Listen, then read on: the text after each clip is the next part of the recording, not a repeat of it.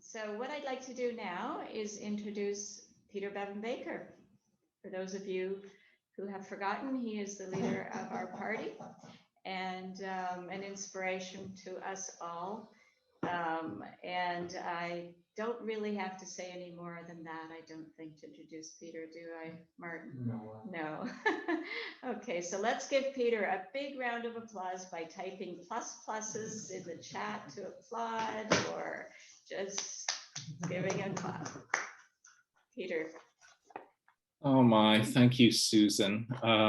Thank you, everybody. It's so lovely to look out at so many smiling faces. I do wish we were together, of course, but such is the way of the world. I remember sitting here, well, presumably exactly a year ago, looking out this very same window, and as Susan said at the beginning, not imagining a year later we'd be replicating that experience. I want to start off by saying Kwe, Jalasi, bonjour, bienvenue, welcome everybody. C'est un grand plaisir d'être avec vous tous ici aujourd'hui. It's so lovely to be with you all today. And I want to start out by thanking a number of people. That's already been done by Susan, who thanked everybody except herself, of course. And as has been demonstrated already today and continuously and absolutely consistently throughout the year, Susan has been kind and caring and brilliant. And she used the word classy to describe Chris Van Ouwerkerk in his candidacy. And I think Susan absolutely fits that word as well. She's done a fantastic job with enormous skill and beautiful humanity throughout this year. Thank you, Susan, for that. Applause for Susan. I also personally want to thank Jordan Bobber for doing the work of 7 or 10 or 20 people. You saw the amount of money that we pay our executive director in that financial statement, and Jordan works enormous hours, again, with great skill, seemingly endless energy, and a beautiful attitude. So thank you, Jordan, for doing the enormous work that you do, the important work that you do to keep the party going.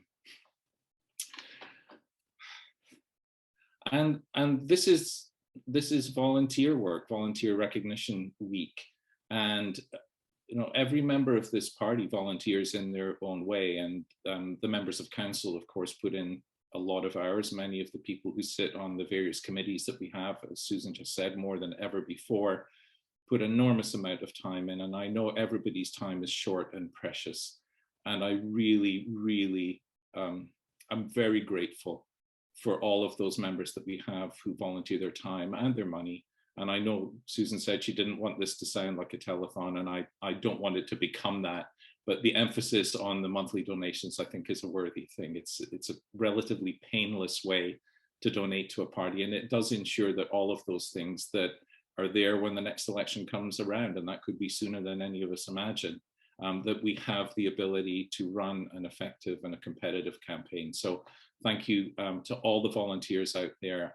One final note of thanks to my dear wife, Anne, who is not sitting beside me. She couldn't take it anymore. No, she decided to go. She'll be back later for the voting.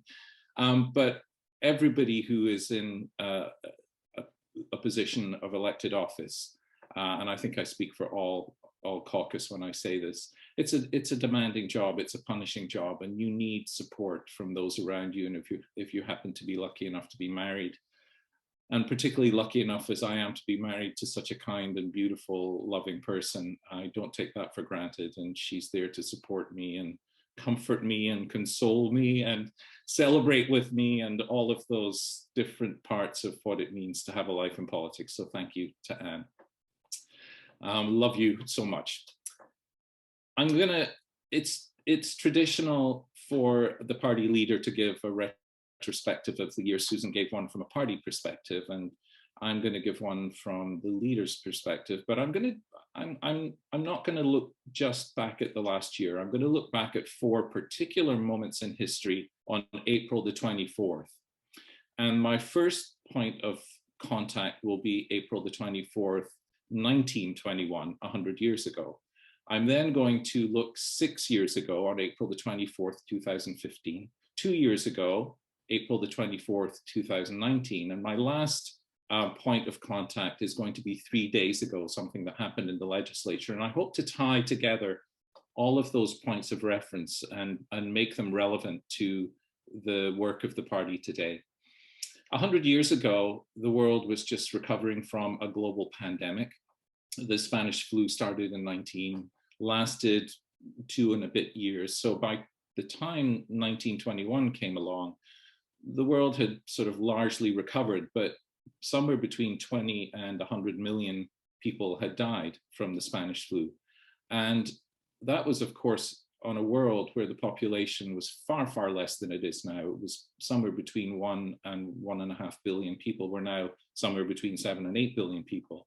And the current pandemic, then the next global pandemic, which happened 100 or so years later, about 3 million people have died so far, and sadly, it looks like many more will die. But relative to the last global pandemic, this has been, in terms of mortality anyway, a much lesser event. 100 years ago, the world was emerging from a world war.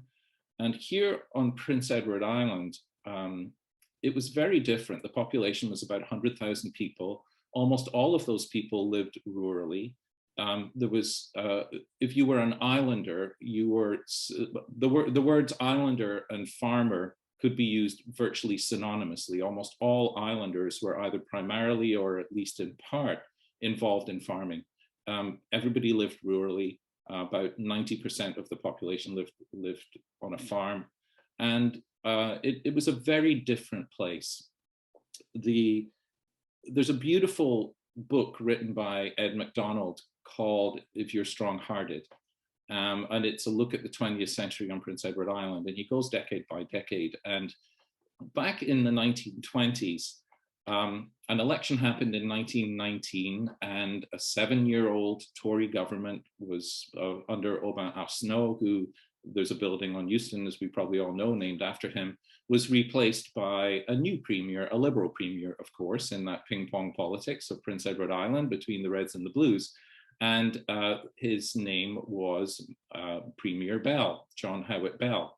Now, of course, we have 2 Bells in the legislature now. We have a blue Bell, and Zach, who is the newly elected member in Charlottetown, and we have a green Bell, Hannah Bell, who also represents the Charlottetown district. But this was a red Bell. This was John Howard Bell, who took over from Premier Arsenault. And during the 20s, the ping pong politics, unusually, at almost every election, the government was changed. And it was a time of great turbulence after the World War, and there was a lot going on. But politics had that metronomic sort of pattern that island politics developed 80 years before that, and has continued until at least the last election here on PEI. And there's a couple of interesting quotes from Ed's book from the 1920s. I'm going to read one of them. And he says, and this was about roads. Back then, there were no asphalt roads on Prince Edward Island in 1921. All roads were dirt roads, but it was at that time that the good roads movement was born. And as Ed says in his book, and I quote, "The provincial government had discovered the hidden benefits of federally subsidized road building. It was a patronage bonanza, a rare opportunity to reward political friends while providing a benefit to all citizens." So I just find that interesting because of the parallels with where we are today. There were very few cars, of course, on Prince Edward Island back then. There were only about 10,000 tourists came to the island every year. All roads were dirt roads, and there was no public health system. The budget line item for health in 1921 was $1,000.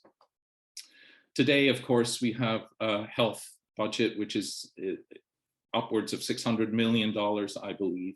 And the island that was present 100 years ago has changed almost unrecognizably.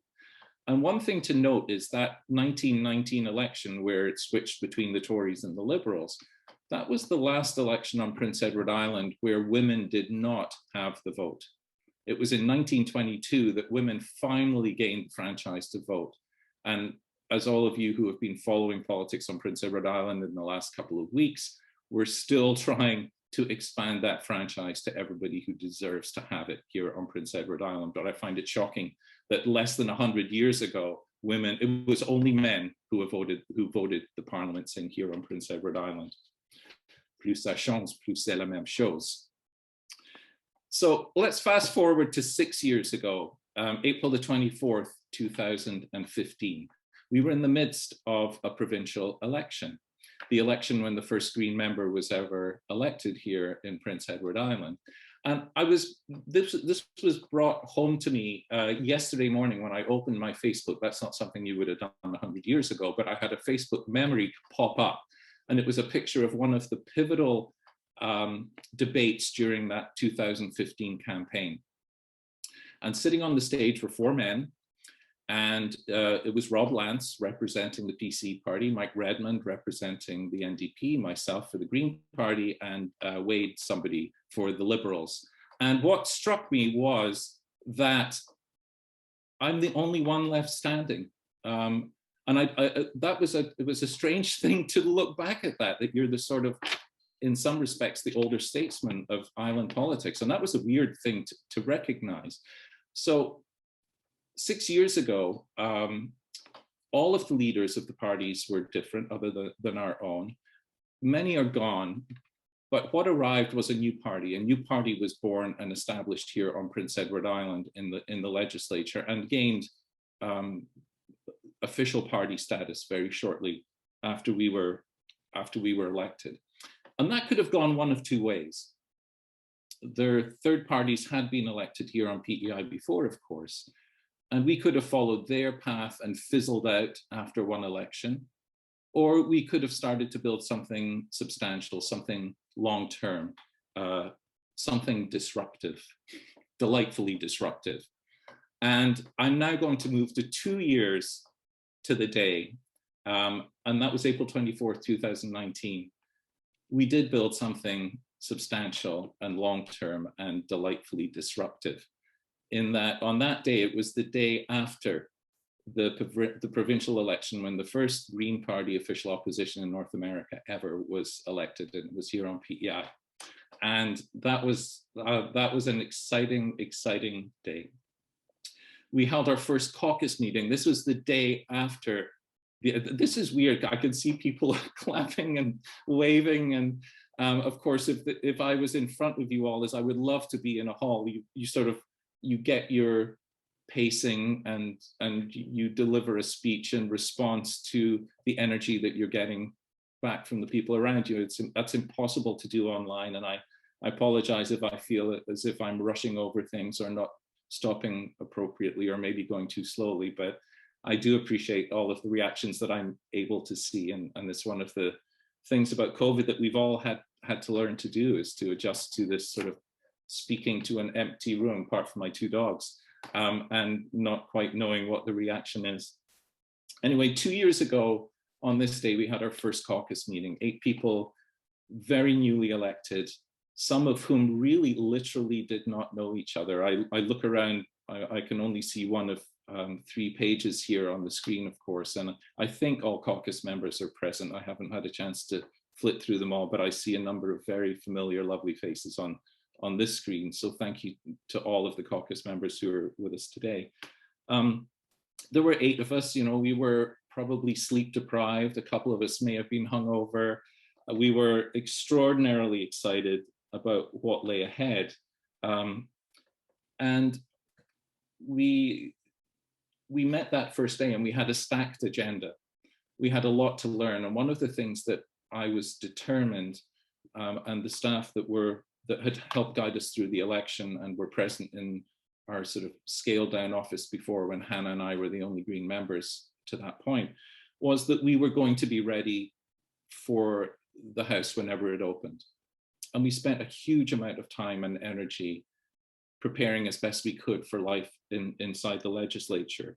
And in many ways, the last 2 years has been a sort of a gradual and sometimes an excruciating acceptance that the wide-eyed idealism that so many of us came to politics with collides with the hard-edged reality of what it is to live and work inside politics. And I don't say that apologetically. I don't say that in any way as an excuse for some of the things that we've done and the things that we have not been able to achieve as a caucus. I say that because doing politics differently is something that's very easy to say in an election campaign. And as we found out over the last 2 years, it's extraordinarily difficult to practice day to day in the spiky, in the rascally, and in the tangly world that is the day-to-day life of politics. But I want to say immediately and with great pride that I absolutely believe that we've walked that path. The whole caucus has walked that path, and we have remained, our caucus has remained intact, our minds have remained intact, I think, but most importantly, our integrity has remained intact. And I think politics can be looked at in a number of ways, and some parts of politics absolutely revolve around compromise, around understanding that you may not be able to get everything that you want done immediately. And that can be hard to take, particularly when you have high ideals and you come in with enormous amounts of energy and belief that you can change politics. And that it's been a difficult 2 years in some respects to acknowledge that you cannot do everything that you would like to do as quickly as you would want to do it. But when it comes to, again, not compromising our principles and maintaining our integrity, something one of our staff members said the other day in a caucus meeting has really stuck with me. And she said, we work in a really high stakes environment. We work in a high pressure job, a high pressure environment as well. And yet our office, and she was talking about the office of the official opposition, it always feels like a place of calm, and a place where I feel, and this was her speaking, I feel cared for and supported and loved. And that, I mean, that means the world to me, that we have managed to, despite all of those adjectives that I use to describe the world of politics, that within our office, we have managed to maintain that level of support and kinship and willingness to help each other out. And not to lose that humanity, which is such a critical part of no matter what work you do, that you hold that with you at all times. And I'm enormously proud that we've managed to do that.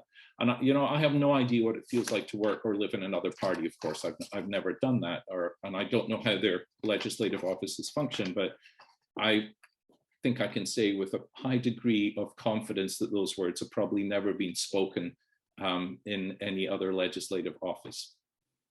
And that's special, that's really precious. And that's not something that I believe any of our caucus or staff take for granted. We work on that every day. And I want to pause for a moment and give gratitude to the staff who are in the office of the official opposition, an extraordinary group of people, without which we would not be able to do the work that we do. And I also want to give particular gratitude to the MLAs who work, as I said a minute ago, in an extraordinarily difficult environment. And they are gracious, they are unfailingly thoughtful of each other, and we always work towards those green values of respect, of egalitarianism, of being inclusive, non-violent. We don't beat each other up in our office. It's lovely. Just the group of people that I work with and the attitude that we have developed. And this is something I think unusual and extraordinary, and I never take it for granted. I pause and I stop, and I'm grateful for it regularly. And it's nice to be able to say that out loud and in public. Thank you to all of my colleagues in the caucus and staff in the office. So that was 2 years ago. 3 days ago, we passed a piece of legislation, of green legislation in the office, and it was Trish Altus's bill. I saw Trish, I don't think she's on the front page here of my thing. Yeah, there she is. She is on the front page, smiling and waving. We've passed an unprecedented number of bills in our 2 years as the official opposition. And some of them have been really profound changes, and some of them are incremental steps. And Trish's bill was an amendment to the Health Services Act. And I'm not going to go into all of the boring details of exactly what that act does and what the amendments changed. But I do want to say that getting legislation passed is really hard work. It's one of the things that I learned early on in my time as an MLA was that to change any piece of legislation, even if you are doing something as simple as, for example, the Election Age Act, where really the only thing you're changing is crossing out an 8 in 18 and putting in a 6. That sounds like that should be a pretty simple thing to do. It's never, nothing is ever as simple as you imagine. Anyway, Trish brought forward a bill to bring more accountability back to the Health PEI board, which was stripped away. You may remember that they all resigned en masse about 3 years ago when the Liberals changed the legislation to take authority away from the board and give it to the minister. Not an uncommon practice here. Oh my gosh, I promised I wouldn't go into the boring details, and here I am. So I'm going to stop with the details now. I'm just going to say that there are lots of problems with governance here on Prince Edward Island, huge problems with governance. And enormous changes need to be made for governance to leapfrog to where it should be. And we would all love to see that happen immediately. And the bill that Trish brought forward ended up in a tied vote in the House. Almost never happens in Prince Edward Island history, and the Speaker had to break that tie. And quite appropriately, and in line with convention, Colin Levy voted in favor of our bill so that debate could continue. That didn't mean that the bill passed, it just meant that debate would continue on the bill and it would not die. So we brought the bill back, but only after speaking with government members to make some minor adjustments. It's still far better than it was.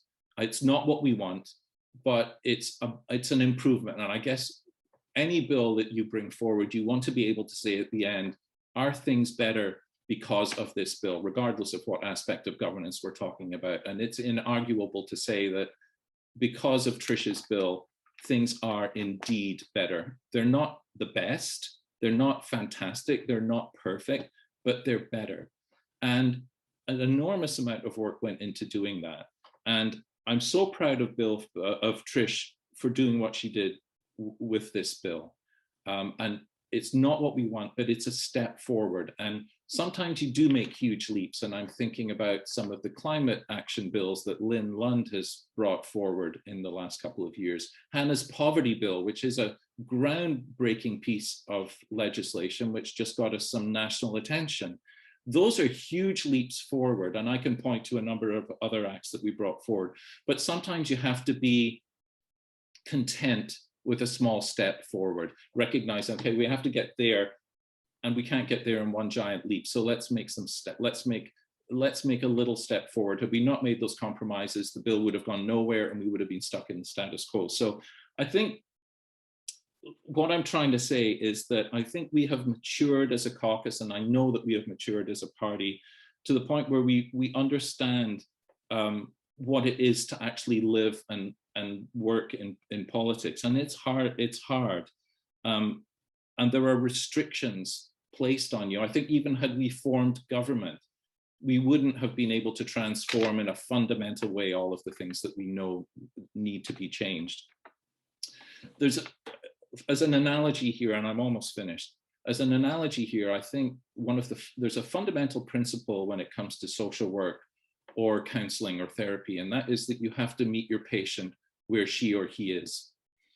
And I think our caucus had to recognize that we needed to meet politics where it was. And that required, I would love to have thought that we could transform politics immediately and substantially and profoundly.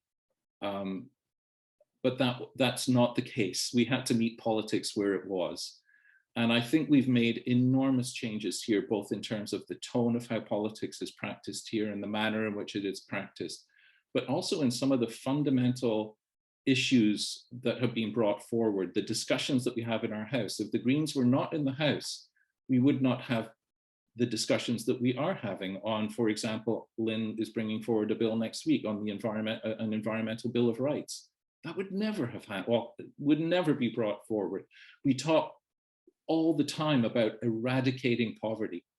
We talk all the time about the impossibility of growth everlasting and marrying an economic system within the environmental realities of living on planet Earth. There's so many ways that we have truly transformed politics here.